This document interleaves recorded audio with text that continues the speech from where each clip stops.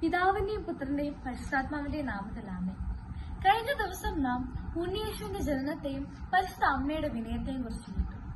ഇന്ന് നാം ചിന്തിക്കുന്നത് ഉണ്ണിയേശു ജനിച്ചതിന് 40-ാം ദിവസം നടന്ന ഒരു പ്രധാന സംഭവമാണ്. മോശയുടെ നിയമം അനുസരിച്ച് പരിശുദ്ധ അമ്മ മറിയമ്മും വിശുദ്ധ യോസേഫും ഉണ്ണിയേശുവിനെ ദേവാലയത്തിലേക്ക് കൊണ്ടുപോയി.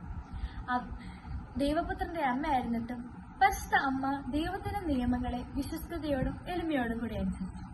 അവിടെ വിശുദ്ധനായ ശിമയോൻ എന്നൊരു ഭക്തൻ യേശുവിനെ കണ്ടു. പരിശുദ്ധാത്മാവിനാൽ നിറഞ്ഞ് ഉണ്ണിയേശു ലോകത്തിന്റെ രക്ഷകനാണെന്ന് തിരിച്ചറിഞ്ഞു.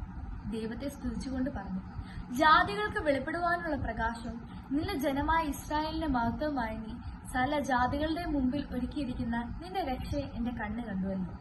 വിശുദ്ധ ലൂക്കോസിന്റെ സുവിശേഷം 2:30. നാം ആരായാലും ദൈവത്തിന്റെ കൽപ്പനകളെ വിശ്വസ്തയോടും സ്നേഹത്തോടും കൂടി അനുസരിക്കാൻ പരിശുദ്ധ അമ്മ നമ്മെ പഠിപ്പിക്കുന്നു.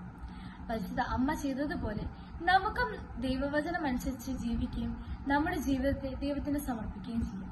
പരിശുദ്ധ അമ്മയായ മറിയമേ, ദൈവത്തോട് വിശ്വസ്തരും അനുസരണമുള്ളവരുമായിരിക്കാൻ ഞങ്ങളെ സഹായിക്കണമേ. ആമേൻ.